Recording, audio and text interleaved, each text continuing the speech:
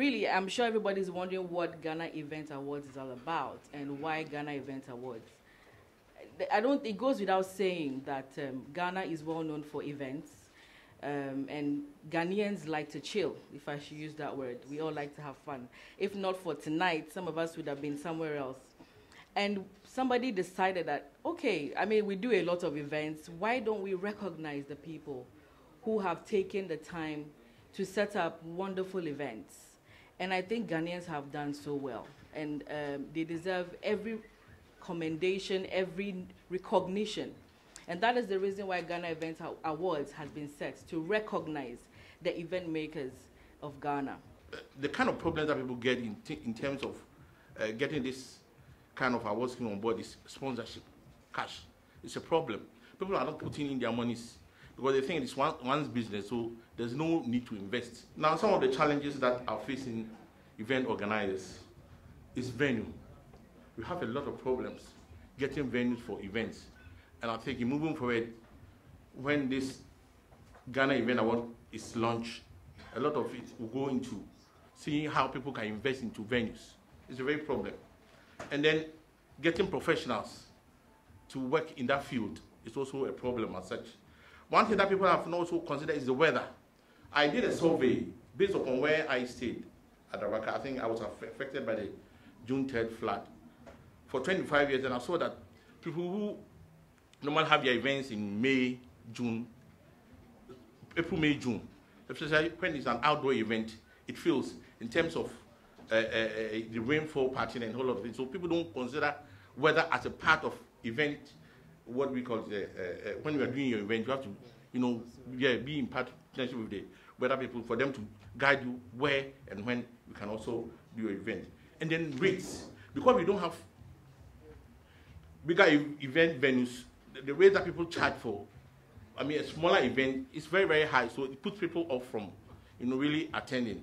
And then the harassment of GRA, Ghana Revenue Authority. I mean, when you are staging your event, they will come there. Once you have not even finished selling your tickets, they will come there and then take their own. So it puts a lot of people off from organizing events, these things too. And the power and electricity. We all know what happened during the just ended, what we call it, VGMA. I mean, power. So these are some of the things that affect event organization here. And then I think ushering is one main thing that is also affecting event organizers, because they are the first point of call. They have to guide you into the hall. If they are not properly trained, I mean, they will spoil your event. So please, event organizers, when you are doing these things, you have to also take care of them, and decorations as well. And then parking lot, where people park their lot. And then food vendors. People don't take care of that food vendors. A lot of people bring their food already in a bad mood into the event workplaces, especially getting to midnight. People, try to consume a lot of meat and a whole lot of things. If you are not careful, those people might even spoil your event, because you don't even know what they brought there for people to consume. So people to also take care of this. And then ticket racketeering too is becoming a popular thing that's really will diminish a lot of event organizers. The impact of the awards, it will bring competition among those event organizers, because now if you are going to organize your event, you don't have good equipment and then the personnel behind. Definitely, this award scheme, maybe you might not fall when we are giving the awards. And then innovation, it also creates employment and then bring business as well. Expectations, as we are aware, this is the maiden edition. We hope that the media, you are going to carry the message outside. So we hope that you will be in partnership with Event Guide and then disseminate the information as it goes on. After a careful deliberation from the board members, this is what we came out with. We have in overall 12 categories. And now the first is the best event setup. Best event setup. I mean, when we go to events, there are a lot of, what we call it, backdrops and other stage decorations that we do.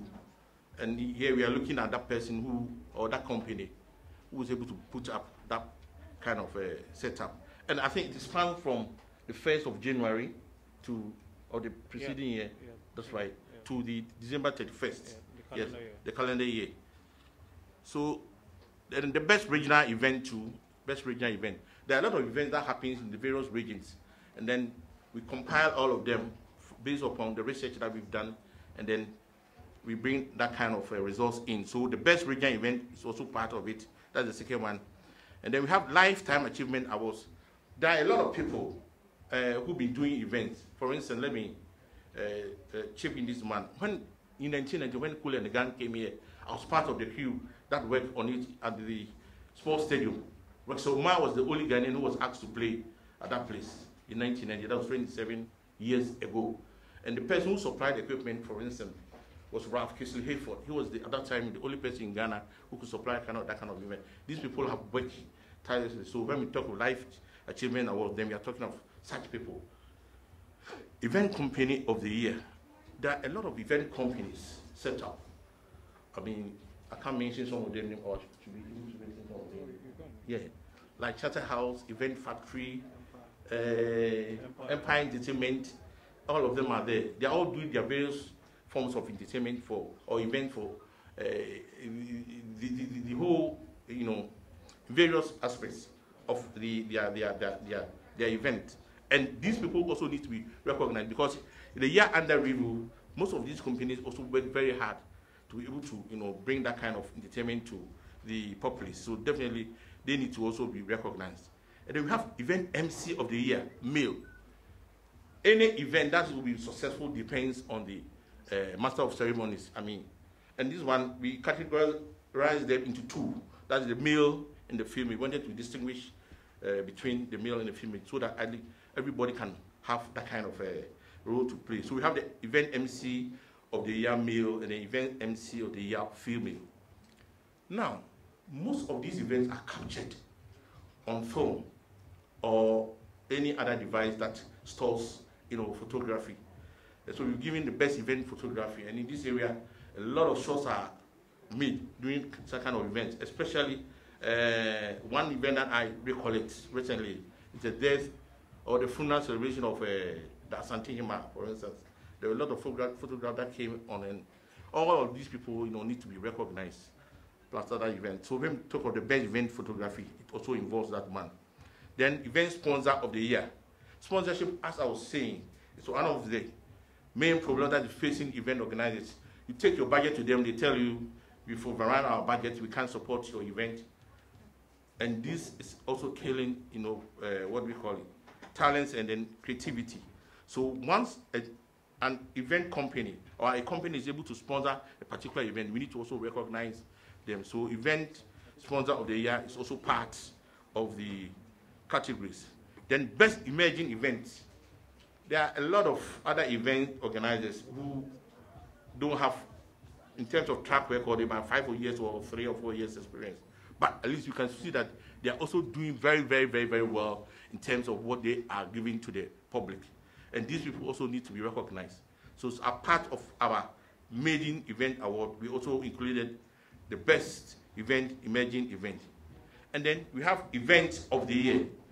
When we talk of Event of the Year, it means that event and that review might have, taking into consideration a lot of things that go into provision of events, or when I'm staging events, in terms of equipment-wise, personnel, the kind of event that was held, the kind of artists that were put on the bill, or any other event. So when you talk of the event of the year, it must have that kind of people in it. And then the last but not the least is the Ghana favorite event of the year, and that one is open to the public. Yeah, to the public for voting. This is a popular one, Ghana's favorite event. That one, you can vote the event that you thought was very popular under the year under review. So in all, we have 12 categories for the maiden edition. As we go on, and there's a need for expansion, the board will sit down and then add, or maybe remove certain events that are not, or not conform to the standards maybe that is supposed to be set, and we bring in other ones. So these are the events, what we call categories for the year, for the maiden edition.